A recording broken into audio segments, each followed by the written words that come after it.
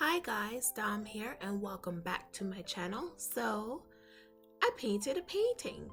Well, this painting was for friends who just gotten a really cool house and the husband wanted me to do a painting for the wife, which is so cute.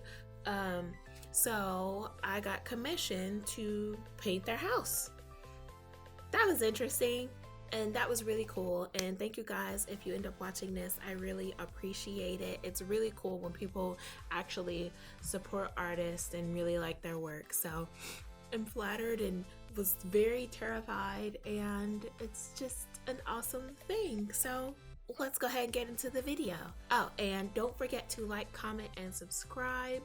I really appreciate it. I've seen a couple of you guys' comments and I really appreciate it. You have no idea. Oh my god. Okay, so let's get right into it.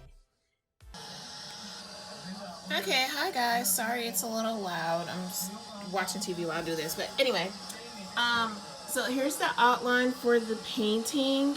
Of course it's an outline. It looks like crap. But I wanted to get the bases of the house down, and there's gonna be like some trees and some other stuff there.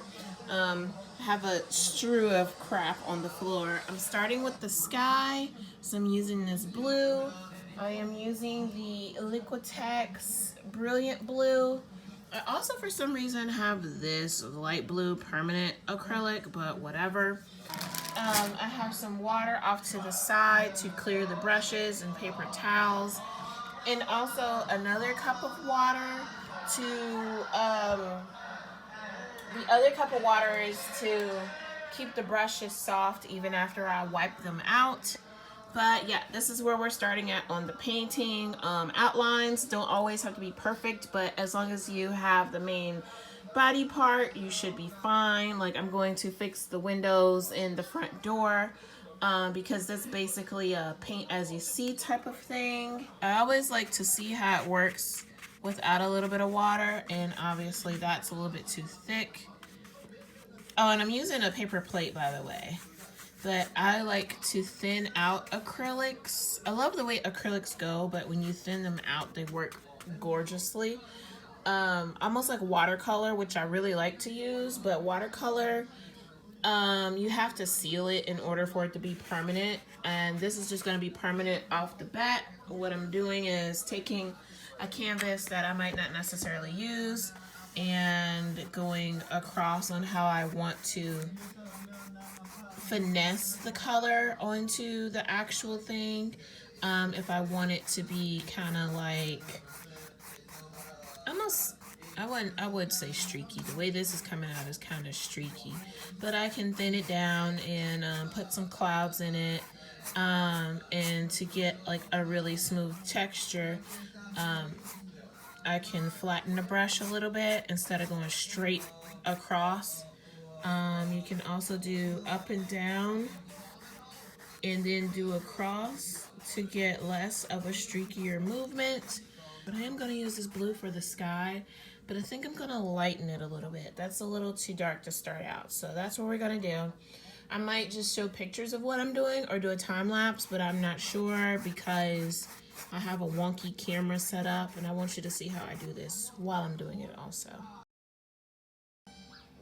Okay, so this is like the basic start off of it. I really lightened the blue, and I'm just gonna keep lightening it, but I'm gonna make the top part a little darker and fade it a little bit more down. That's okay if that's bleeding into that, because the house is a gray blue. You have to think of it kind of backwards. So what I'm gonna do is put all the light colors down and then build it up doing layering so I can have like a depth of field of it. I don't want to get too bummed out on one part of it. Like, I like to move around the whole picture and get the picture kind of built up. So that's what I'm gonna do. But this is where we're at with the picture. So I'm gonna start layering in the grass to get rid of this weird brown shit I like fucked up, and we're gonna blend this in a little bit more. I'm adding more shade and shadow to the house. I'm gonna make it more abstract. I already did the bushes, which look great. And I need to fix the tree, and we're gonna have the gate in the back and the flowers over here, as you can see from the clock right here. It is 8:51. I am off today, so I have the whole day to do this. I think I'm freaking out about the rest of the painting, so I need to calm my ass down. Because I clearly know how to work a brush. I did the sky and I made it a little deeper, and then it's gonna fade out because all of this is gonna be flowers. Because I want it to look something like this, like a cottagey, soft type of picture, so that their house kind of looks like, it kind of looks like a fairy tale type of thing. And definitely fix the sidewalk, because this is gonna, on their actual house, there's like a small pathway like right here, which I outlined. I'm probably just gonna erase that and make this the pathway so that it's not so awkward. And I'm gonna go ahead and fill that in, because I think my eyeball just keeps going back to that and it's pissing me off. Yeah, I'm going to go ahead and work on this, and hopefully I'll give you another update. I'm sorry this isn't a time lapse, but I can explain what I'm doing a little bit. But yeah, I'll see you in the next one. 안녕하세요 여러분. I didn't want this whole video to be me explaining every little thing. So here's me painting something else. 요술로 좀 있다. Hey, there's me. Hi. Hello. Random strand. Yeah. So what I have here are my little supplies. I have a black canvas.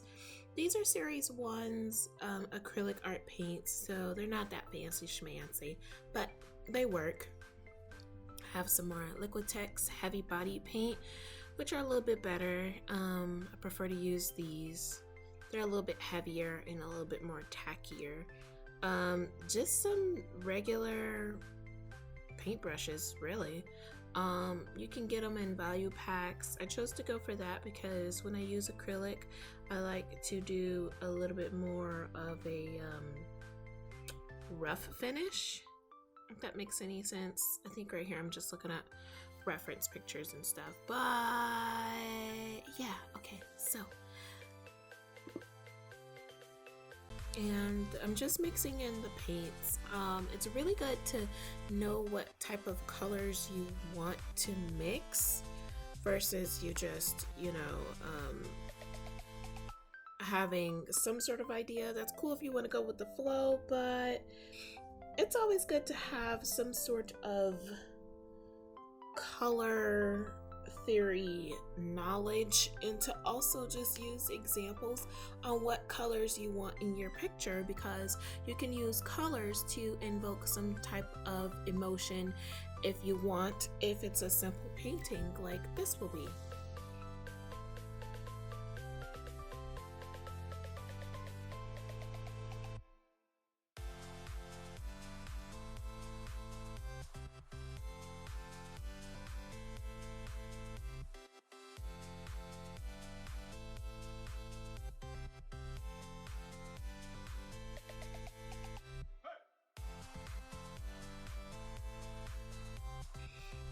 And I'm just going over the top with an orange, and I'm going to do the blue on the bottom. I'm basically just kind of dry brushing it, which I'm not really using any water. I mean, I'll add some as I try to do the fade out, but dry brushing is really, really good if you want to just lay down some sort of texture, or if you just want to get the full-fledged color. And depending on if you're using a higher quality paint, it will be a little thicker. That is something I have experienced. If the quality is a little bit higher, it will be a little bit more thicker, only when you're using it. Sometimes it comes out oily, which is fine, but you know, you have to mix that.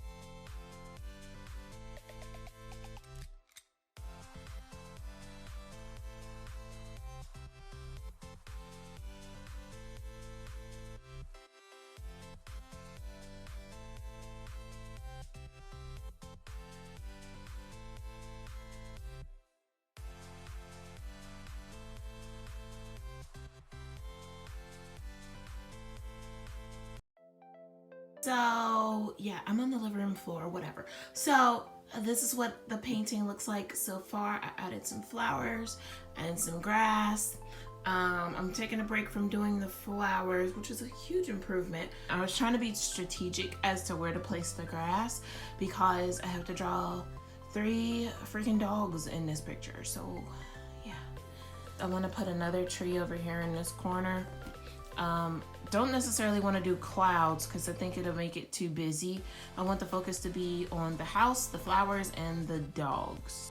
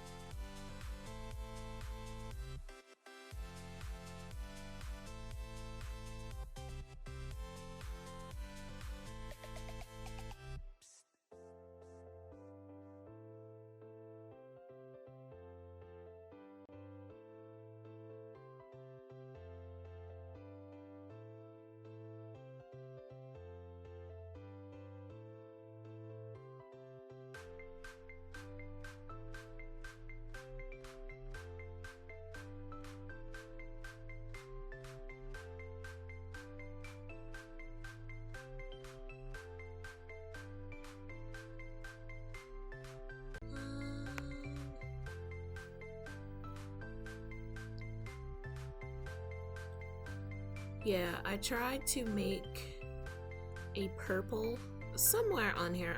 Purple is very hard to make. So if people are wondering makeup wise why purple is hard to make, it's just hard as trying to find the pigment. And I just discovered today, looking this up, that somebody made a synthetic purple, and as to why purple was used for more royalty, because it was very expensive to make. It was made in the shells of snails. So yeah, so when you see makeup artists say, oh yeah, purple is hard to make or hard to come by, it's really hard to make that color in general. So if you have like a crap purple in a makeup palette, I mean, they tried. I've been having fun doing art all day. Oh my god. It's been fun. Oh my god. I literally have done nothing but paint. Before this, I was watching a different gamer play Resident Evil, which I'm finna play. It's been getting weird reviews and stuff, but I'm gonna find out when I play it. This is probably too wet, and I might actually have to wait for it to dry. I'm talking to myself.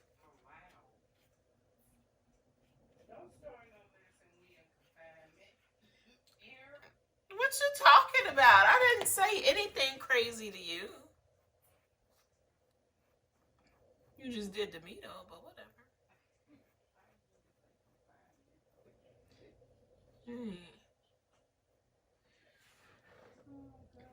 Who are you talking to?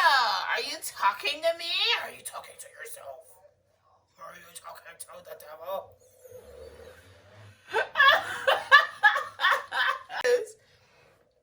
Talking to myself because I am a consultant. Yeah, that's what I was in here doing. Okay.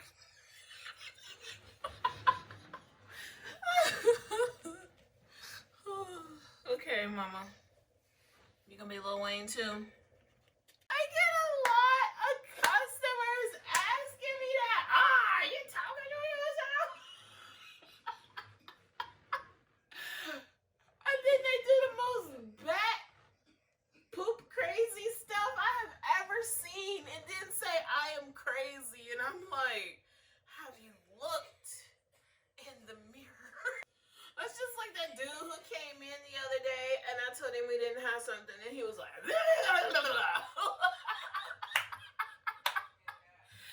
literally did that. I was like, oh. A customer. He's like, y'all have this? And I was like, no, we're out of it at the moment. And he literally made that noise and did that with his face. Like, I was like, are you a zombie? I kind of backed away from the counter because I thought, spittle, my bro, during a pandemic is not the greatest thing. I backed away so fast. Oh, he was so courteous after that. Oh my god. Like, in hindsight, when it was happening, that was not funny. But now that I think about it, I'm like, bruh. And they always want to ask me, oh, are you crazy? You talking to yourself? Did I do that? I'm like, are you sure I'm the crazy? We were talking about that. What if we had some Resident Evil thing and they were like, oh, you're talking about, oh, by the time they get to us, we'll be strapped. I scared her though, because I was like, are you sure about that? And I'm like, if you say something, here you go. If you say something with an inflection, you can sell almost anything. You'd be like, oh yeah, like you give them a choice, right? But of course, if you tell them something like versus price wise, they'll go with the cheaper one. But if you tell them, I think if you tell them the last product and say it with inflection, then they'll choose that one. Versus if you told the first product and didn't say it with inflection. I was like, oh yeah, well, this is here for this, but you can have this for this price and it's on sale. Like if you make it go up, for the most part, they'll choose the one you put the inflection on. But it's always beneficial to say that one last because your brain kind of remembers the last one. I was like, are we like manipulating people into stuff? Like, that's why they put so much money into that. And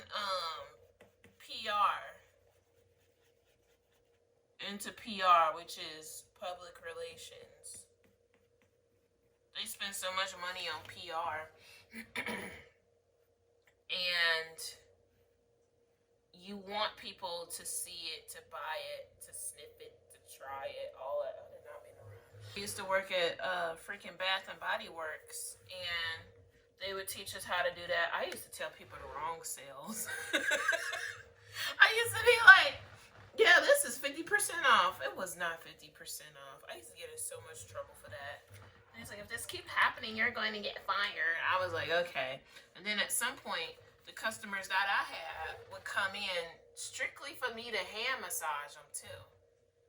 And a lot of people don't know that they teach you how to hand massage to sell the product. But nowadays, I think it's kind of creepy. So I don't think people do that anymore, or they don't teach people to do that anymore. I'm not sure. It's just the fact that we had to hand massage people in the first place. You know that? And then it always killed me because Bath and Body Works and Victoria's Secret are under the same company. Or they might not be. But they might not be anymore. And we always had like a rivalry thing with the people in Victoria's Secret. Okay, so for this, I used like a Winsor & Newton ink. That's usually the ink that I have, and I used like a metallic one, which was so cool because it made the water kind of like glittery, and I'm like, can you really use this for something else? I have an idea for that, so maybe I'll make that into a video also. But I used the purple ink to do like this sort of drip effect and just kind of let gravity take its course.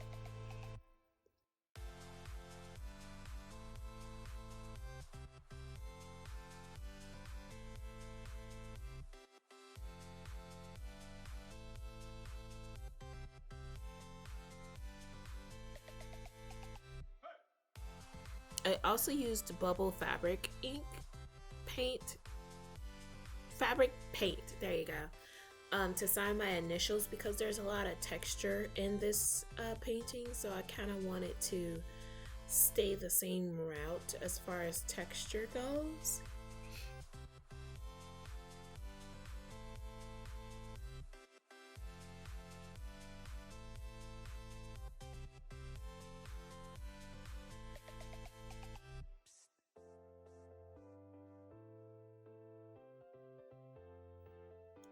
And also the funny part about this too, I'm flicking this really bright yellow paint, but it's only going to be visible, it's only going to be visible in black light and in the dark. So it's not quite glow in the dark ink, but under black light it will be. Just think of like how some lights are in certain clubs. And then we're going to take the Mod Podge gloss. We're not going to use this because it is a matte clear. The Mod Podge glue gloss will work for this because we want the shine to stay on the heart. So I'm going to let this dry, and then I'm going to spray it with that to lock in the glitter flecks. And hopefully the yellow iridescent will work. We'll see. There we go. That is like super dark. Glitter spray! Whoa. That is instant shine. Oh, I think I might have saturated that too much. I don't know. Okay, so here are the finished products of both paintings. Yay!